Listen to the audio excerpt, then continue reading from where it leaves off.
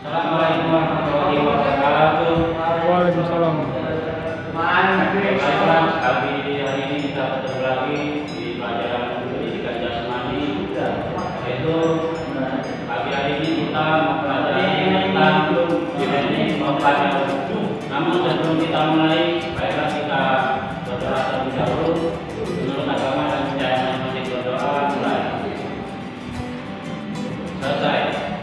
Baiklah, hari ini apakah ada yang bisa hadir? Itu semua. Alhamdulillah tidak ada semua. Baiklah, kita mulai saja. Untuk hari ini kita teori saja di dalam kelas. Minggu depan setelah kita teori baru kita praktek di luar atau di lapangan.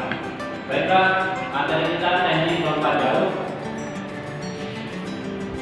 Lompat jauh merupakan salah satu aktivitas pengembangan akan kemampuan daya berat yang dilakukan dari satu tempat ke tempat lainnya. Dalam lompat jauh terdapat 3 macam gaya, yaitu lompat jauh gaya jongkok, gaya menggantung, dan gaya di udara. Tujuan lompat jauh adalah melompat sejauh-jauhnya. Pelompat harus dapat mempertahankan sikap melayang selama mungkin di udara hingga ke pendaratan. Lompat jauh biasanya membutuhkan fasilitas seperti bak lompat jauh berisi pasir, lintasan lari, papan tolakan, dan tempat pendaratan. Teknik lompat jauh yang pertama adalah awalan. Awalannya, suatu gerakan dalam lompat jauh dilakukan dengan lari secepat-cepatnya untuk mendapatkan kecepatan setinggi-tingginya sebelum melakukan tolakan.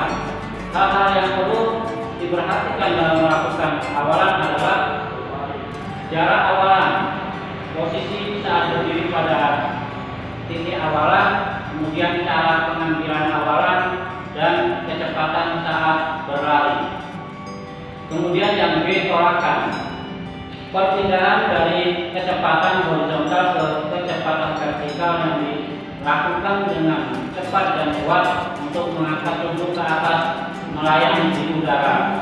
Ada beberapa hal yang perlu diperhatikan pada saat melakukan tolakan. Yang pertama yaitu tolakan dilakukan dengan kaki yang kuat. Kemudian saat akan bertumpu, sikap badan akan condong ke belakang.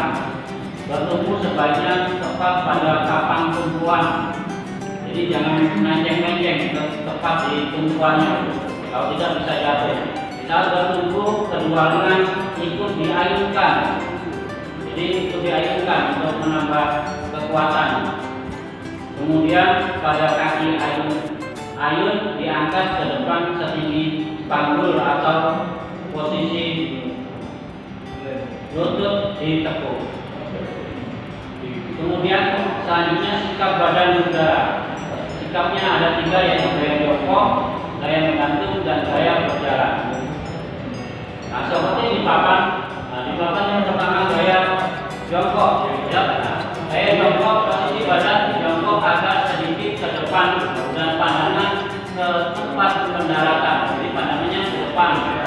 Ya. Kedua, lengan harus di depan sejajar dengan bahu dan siku sedikit dibengkokkan. Jadi ancang-ancang.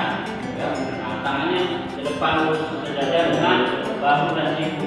Kemudian kedua tungkai dalam posisi menggantung, lutut ditekuk dan telapak kaki menghadap ke bawah. Jadi menggantung lutut sambil lompat itu.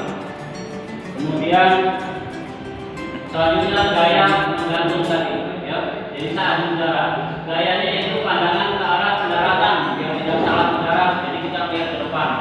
Kemudian kedua lengan mengarah ke atas supaya mengimbangkan, supaya seimbang tidak jatuh. Kemudian kedua kaki dalam sikap menggantung siap-siap untuk pendaratan.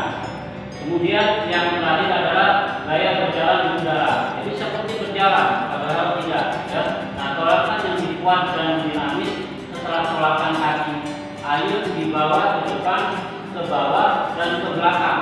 Ke bawah dan ke belakang siap-siap untuk pendaratan. Kaki selalu membuat gerak yang berlawanan ke depan. Langkah jalan yang khas, lengan kiri mengikuti irama kebalikan dengan gerak kaki sebagai persiapan. Kaki ayun dibawa ke belakang pantat, kemudian berayun ke depan mendekati kaki lainnya. Kemudian yang terakhir, kaki bagian bawah diangkat untuk dapat mendarat secara bersama-sama.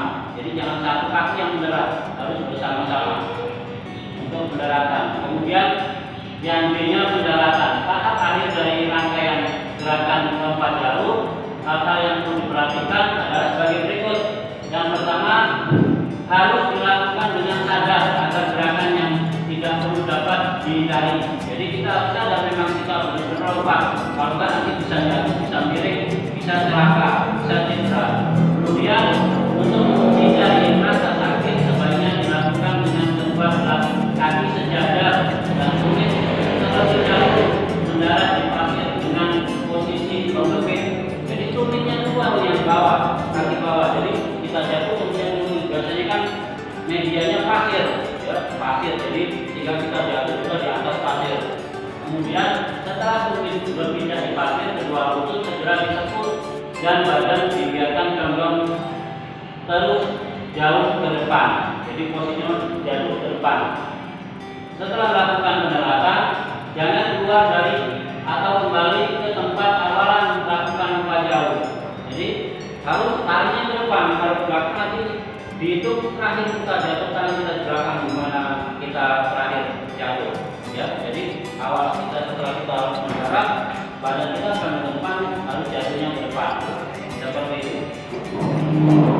Kemudian ini adalah gambar teknik lompatan tadi, dari mulai melompat sampai dengan melayang sampai dengan mendarat. Nah, ini awalnya, jadi awalnya kita lari secepat mungkin, sekuat mungkin.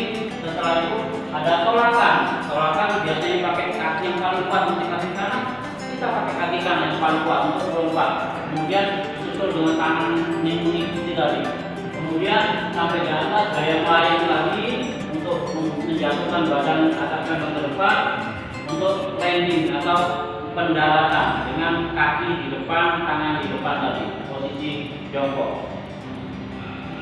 Nah, itulah materi kita tadi ya tentang lompat jauh, ya teknik lompat jauh. Jadi mungkin itu saja pertemuan kita pada pagi hari ini, karena waktu juga sudah mepet. Jadi kita teruskan untuk minggu depan kita tinggal praktek ke lapangan dan memakai pakaian yang sesuai. Nah, itu saja dari saya. Mungkin ada pertanyaan? Kalau tidak ada, ya kita cukupkan. Baiklah.